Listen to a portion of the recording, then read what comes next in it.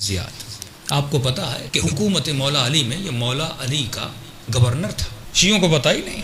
زیاد جیسا بندہ گورنر ہے علی بن ابی طالب کا، کہاں پر؟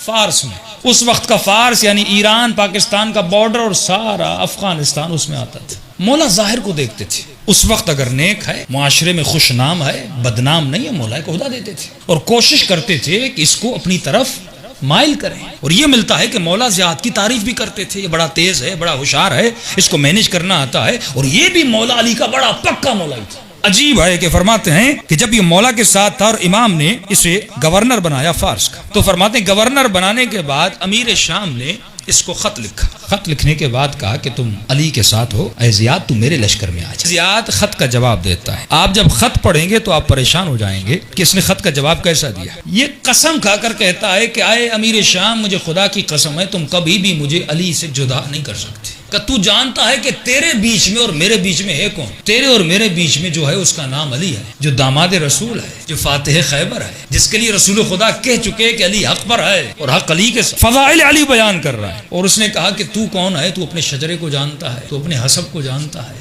تو اپنے نسب کو جانتا ہے۔ بڑا کڑک سا جواب دیتا ہے معاویہ کو۔ لیکن ایک وقت آتا ہے معاویہ اسی زیاد کو اپنے پاس بلانے کی کوشش کرتا ہے اور اس کے بعد اس کو بلاتا ہے۔ اب غور مومن کو یہ کرنا ہے کہ زیاد بنا کیسے؟ یہ خط و کتابت تاریخ میں موجود ہے، اب تبری پڑھیں، تبری میں بڑے سارے واقعات موجود ہیں۔ زیاد کا تاریخ یہ ہے، یہ تبری بھی لکھتا ہے، ابن ابو الحدید بھی لکھتا ہے، ابو بلال ہیں اہل سنت کے بہت بڑے عالم دین ہیں، وہ بھی اپنی کتاب میں لکھتے ہیں۔ فرمایا کہ زیاد کو یہ بات بڑی چبھتی تھی، کیونکہ اس کو بھی پتا نہیں تھا، جیسے کوئی یتیم بچہ پلتا ہے اور بڑا ہوتا ہے، اس کو پتا نہیں تھا میرا باپ کون ہے۔ تو کچھ کہتے تھے زیاد ابن ابی، اپنے باپ کا بیٹا، پتہ ہی نہیں باپ کون ہے۔ کچھ کہتے تھے مرجانہ کا بیٹا، کیونکہ ماں کا پتا تھا مرجانہ کا بیٹا۔ یہ بات، یہ اس کی تھی کمزوری۔ اس سے ہم اسلامک سائیکولوجی میں کہتے ہیں کہ یہ اس کی ویک پوائنٹ تھی، اور شیطان ہمیشہ تمہاری کمزوری کو اپنی طاقت بناتا ہے، تمہیں گمراہ کرنے کے لیے۔ ہمیشہ اس کو لوگ یہ تانا دیتے تھے، یا زیاد ابن ابی کہتے تھے یا ابن مرجانہ کہتے تھے، یہ بات اس کو کھٹکتی رہتی تھی، اور ہمیشہ اس تلاش میں تھا کہ میرے باپ کا پتہ چل جائے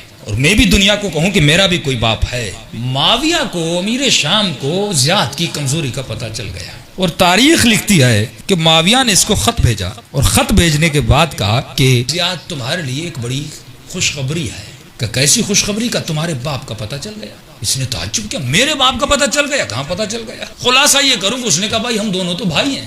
اس نے کہا آج کے بعد تم کہلاؤ گے زیاد ابن ابی سفیان۔ ابو سفیان بھی بنو امیہ کا کرتا دھرتا تھا نا، قبیلے کا ریس سردار ہو، اچانک یتیم بچے کو پتا چلے میرے باپ کوئی سردار ہے اور میرا بھائی حاکم شام ہے، میں علی کا گورنر، بھائی حاکم شام۔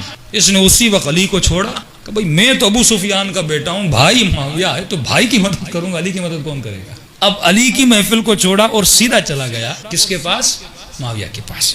اب ابن ابو الحدید اپنی کتاب پہ لکھتے ہیں کہ اس کو جب بصرے کا حاکم بنایا، دیکھیے ایک ہی لمحے میں جب عدل سے نکلا اور ظلم میں گیا تو اس کی شخصیت کیسے بدلی۔ ایک ہی کمزوری کو اس نے طاقت بنا کے اپنے لشکر میں بلا دیا۔ یہی شیطان تمہاری کمزوریوں کو، یہی دشمن تمہاری کمزوریوں پہ کام کرتا ہے۔ اے جوان، اگر تمہاری کمزوری نگاہ حرام ہے، وہ تمہیں نیٹ میں گمراہ کرے گا۔ اگر تو کسی نامحرم کے دھوکے میں آ جاتا ہے، اگر یہ تمہاری کمزوری ہے، کسی جوان کو دیکھ کر اس کو غسل میں پڑ جاتا ہے، یہ اسی کمزوری کو طاقت بناتا ہے اور کسی کو اپنے ملزم بنا دیتا ہے۔ یہ لعنت ہے جو زیارت عاشورہ میں 100 بار لعنت بھیج اس کے کردار پر، جس کردار نے اس کی کمزوری کو کمزور کر دیا، جس کردار نے اسے دشمن حسین بنا دیا۔ اب ابن ابو الحدید لکھتے ہیں کہ اس کو بصرے کا حاکم بنایا۔ یہ بصرے میں ہے، اس زمانے کا بصرہ بہت بڑا تھا، یہ آج بصرہ بہت چھوٹا ہے۔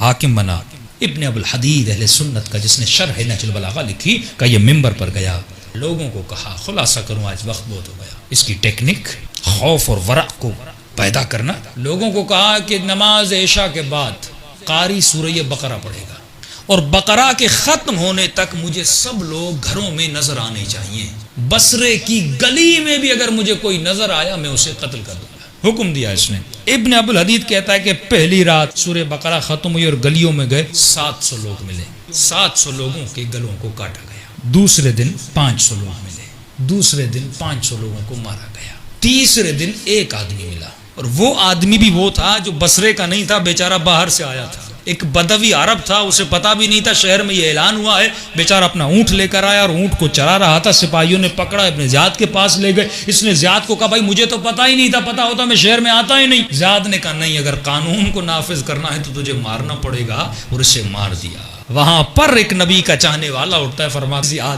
یہ جو تم حکم چلا رہے ہو، جو ظلم کر رہے ہو، یہ شریعت مصطفیٰ نہیں ہے، یہ جو حدیں جاری کر رہے ہو یہ رسول کا قانون نہیں ہے، تمہارا اپنا بنایا ہوا قانون ہے۔ کیا تم نے قرآن نہیں پڑھا؟ من قتل نفسا بغیر نفس او فساد فی الارض فکانما قتل الناس جميعا، جس نے ایک انسان کو بے گناہ مارا اس نے گویا پوری کائنات کو مار دیا۔ اس نے کہا یہ قرآن مجھے نہ سناؤ، اب یہاں پر وہی چلے گا جو میں کہوں گا، دین وہی ہے جو زیاد کہے، شریعت وہی ہے جو زیاد کہے۔